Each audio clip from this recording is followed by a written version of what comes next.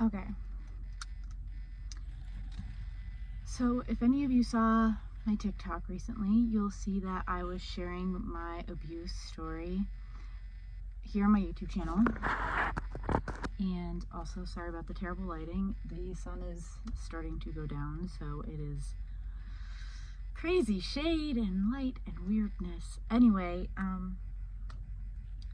yeah, so I'm going to be sharing things on here that I haven't shared in the public eye before.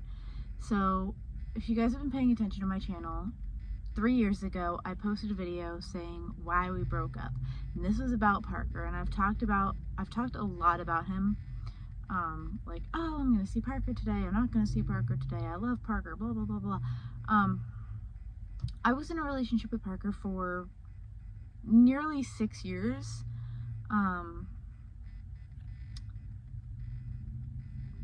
And it was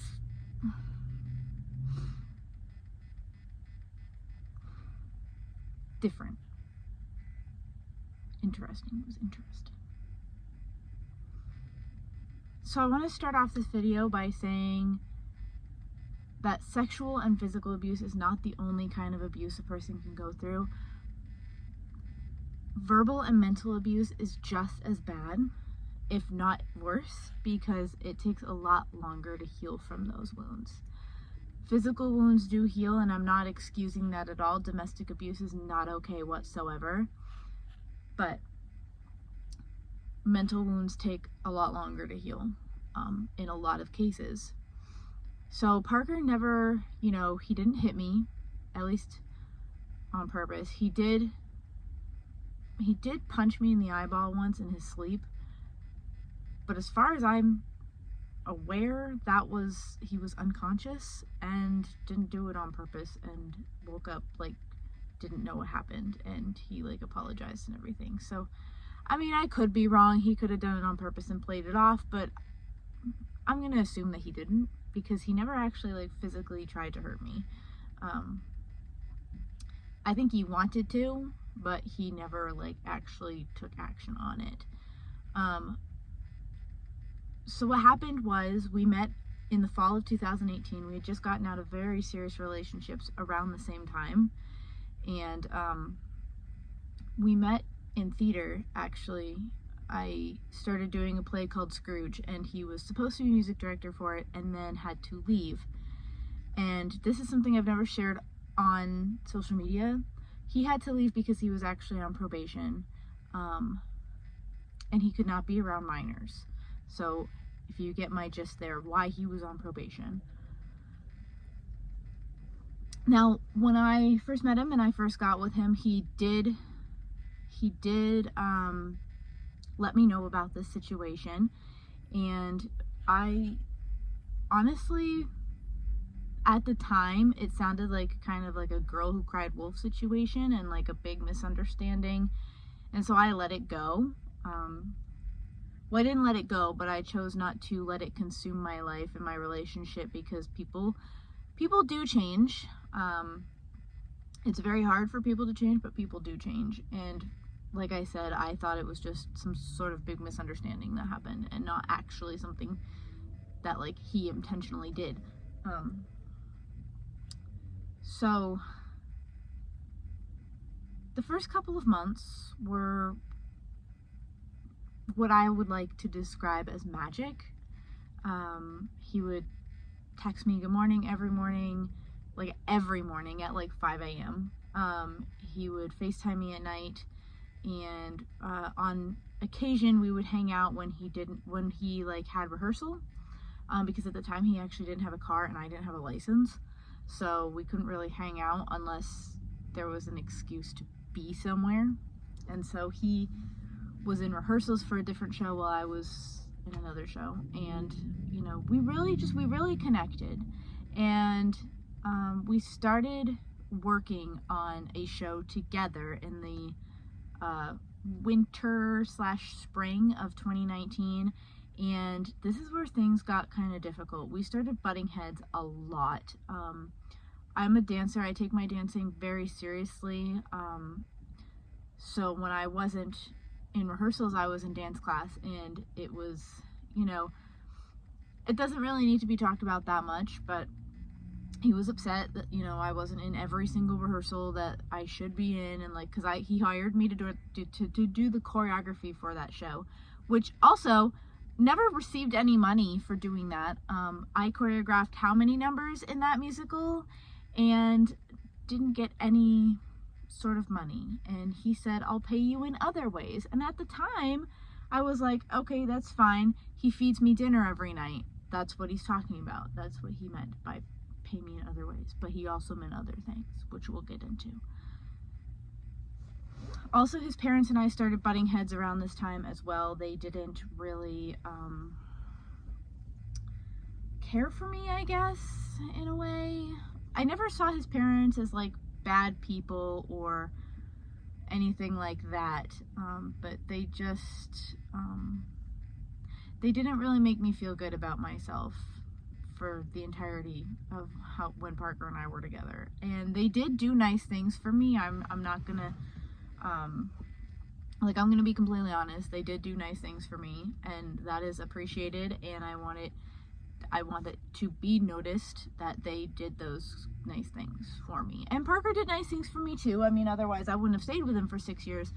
So I'm not saying that he's a complete monster, because he did do good things for me, and he made me very happy at certain times. But if you watch the video from 3 years ago that explains why we broke up, it will tell you, I tell you in that video, that it was a lot of manipulative behavior. He would, basically this is where it gets bad. He would say things to me like, I'm going to leave you if you don't give me what I want. And if you guys get my gist there, it's sex. And I'd have to put out a lot in order to get him to stay. And I did not, at the time, I did not see the big problem in it, because I was like, oh, well, I enjoy, you know, doing this activity with him, so that's fine. He's saying it because he knows we both enjoy it. But then it took me a while to realize that what he was doing was not okay. And that, you know, he could have just asked me if it was okay to do that, instead of threatening to leave me or threatening me in general. Like, it's not okay to threaten people. But, you know, and I can see how he might see this as threatening, because it's going to, if it gets out into the probation's eyes, they'll see it and they'll know exactly what I went through, and then he'll be in more trouble and he'll see it as a threat. But it's not intended to be a threat. This is I want to just share my story about it and be heard, because a lot of girls are coming forward nowadays, like this year, about their abusive trauma. And that's just the thing. I was trauma bonded to this boy. Yeah.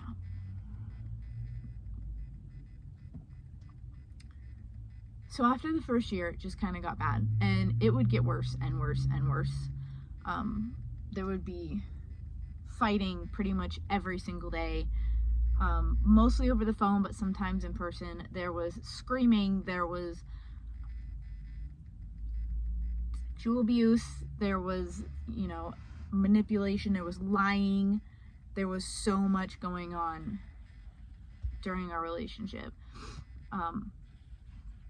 And I basically had to do whatever he said in order to keep the relationship. And he would do things on probation, like, that he was not supposed to be doing, like texting other girls or seeing minors and stuff like that. And I kept that a secret because I didn't want him to go to jail, because I loved him. And it just, and now that I say it out loud, it sounds so gross, and it sounds really scary that I even allowed myself to be with him. But the saddest thing about this story, about my side of the story, is that to this day, I still don't think I could hate him. I want to hate him, and I'm going into therapy because of him. And I want to hate him, but I look back on the pictures, or I get reminded of something that happened, and then like I can see it in my head, and like I sit there, I'm like, God, I was so happy in that moment. I really loved this man. I could have given this man everything he wanted, and, well, maybe not everything he wanted, but like a lot of stuff that he wanted. And had he just, the whole time I told myself, if he had just allowed me to work with him instead of against him, like with the whole music and theater thing, because I like theater too, and like that's originally how we bonded, but instead of kind of letting me into his theater world, he pushed me away from it. And that was like, well, if I can't do it with you, then why are you doing it without me? Like, it was hard to accept that. And he literally told me, I mean, he has a band, Parker Eastman and the Perennials, if you want to go look it up. And I like to sing, right? And I'm not that bad of a singer. Like, obviously, I'm not, perfect or anything. I would never say that I'm perfect at anything, but I'm a pretty good singer, and I would always want to sing with his band, and he'd always be like, no, I don't want you to sing with my band because you'll ruin my reputation. And I'm like, what the is that supposed to mean? To this day, I still really don't know what the fuck that's supposed to mean. Like, honestly, that was a very hurtful comment, and he said it years ago, and it still lingers with me because it was just so, like, deep and dark and hostile. And back in 2022, when I reported him, I don't know if I recorded this in the video that I had originally posted about why we broke up, but we were told that we were not to have contact. Well, he was told that he was not allowed to have contact with me. I was told that I could contact him, he just wouldn't be able to reply. Well, that lasted about a couple days. And I actually got an email from him, from like a secret email that he had, and I kept all the emails, I kept all the text messages, I kept all the phone records for the last 3 years of him calling me and texting me and emailing me and everything. And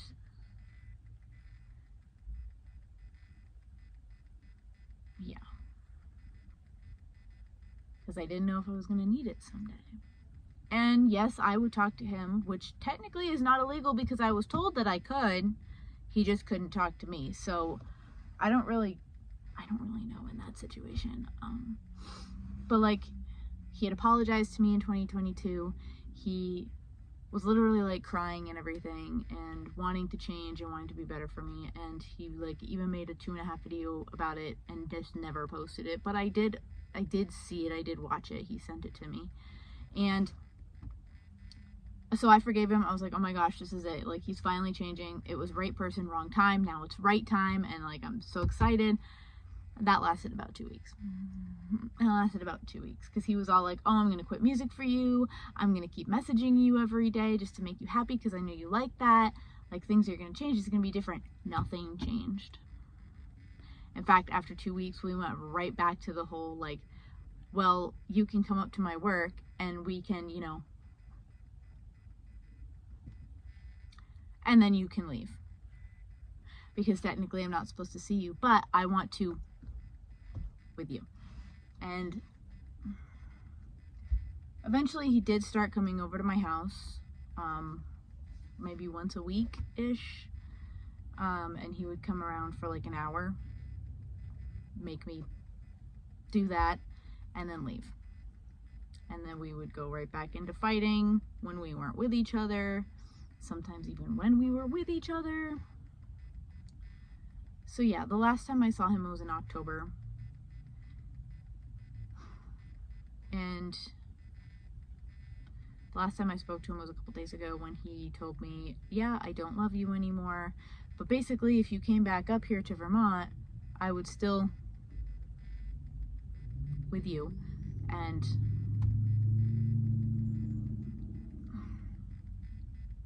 like a friend with benefits kind of situation is, I mean, that's one thing, but the fact that he is using it as leverage just to get what he wants is really shitty. And the fact that he, for the last couple of months, has been off doing music what feels like daily, doing exactly what he said he was going to do when we first met, while I'm sitting here day in and day out reliving my past and not being able to accept it, and needing to, that's so bad that I need to go to therapy. And he's just out there like he doesn't even care what happened between us.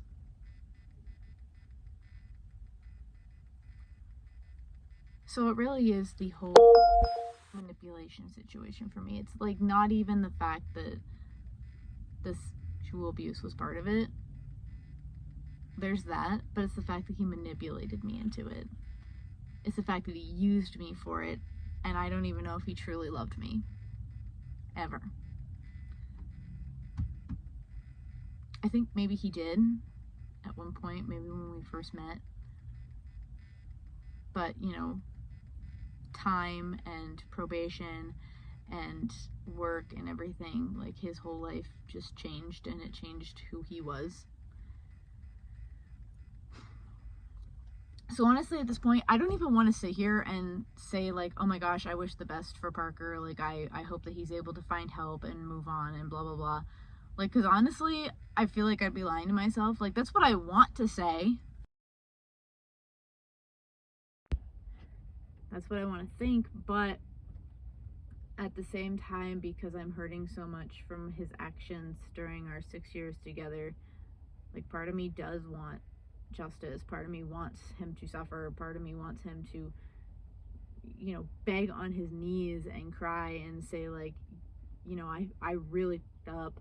I really want to change. I'm going to take the actions to change and then like actually prove it. But I feel like that's never going to happen, and I have to move on. So honestly, I have been in a couple different relationships, situationships, since 2022 when we officially broke up. But it's just because of that trauma, I was never able to actually bond with somebody the way that I did with him, and I'm really hoping that therapy helps me with that.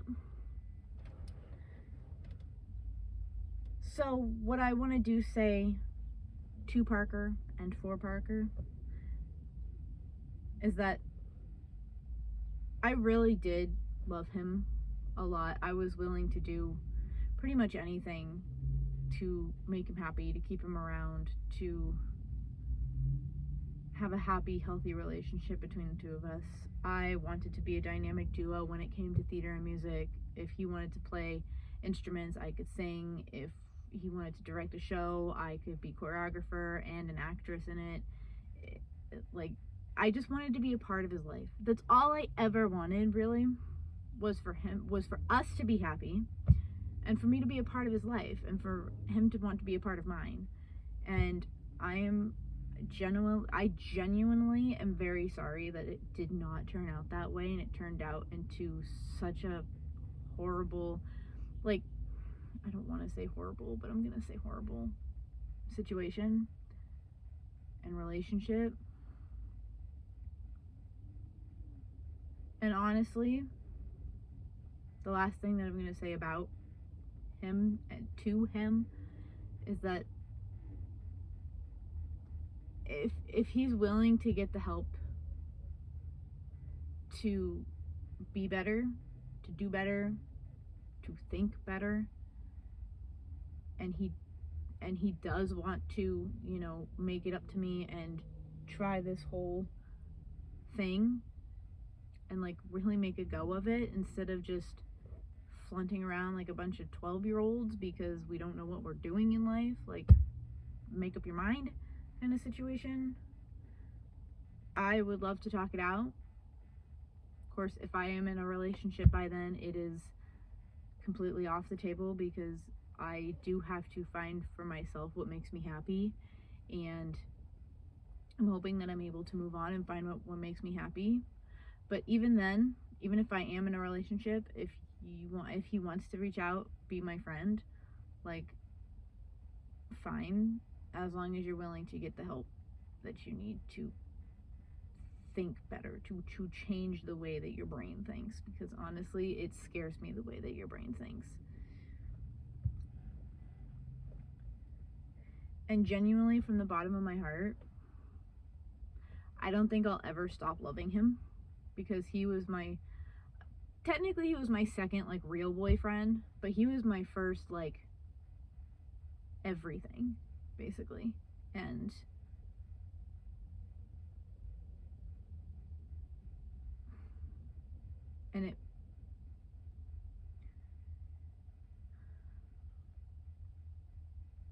it breaks my heart that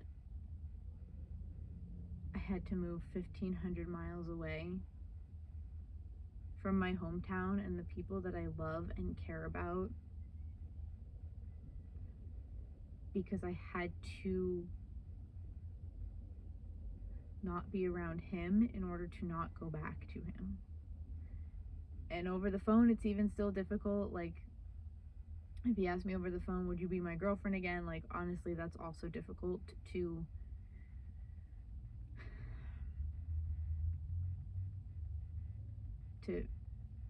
think about. But I up and left everything just so I can try to have my own life back and to be happy and to be okay, while he's out gallivanting doing Lord knows what. So that's my story. I know this was a very odd video to watch, probably a painful video to those of you who have survived similar situations.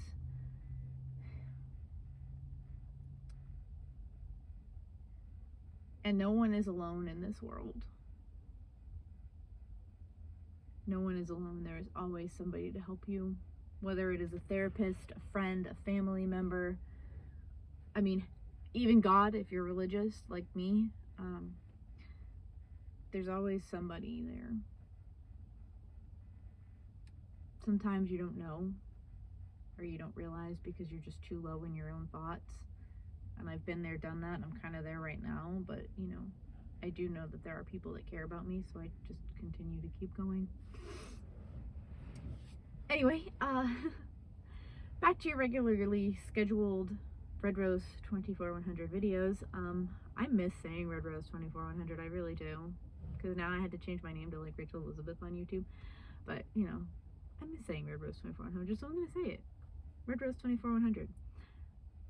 And I'll see you guys in the next video. Again, I'm sorry about this video, and yeah, that's my story.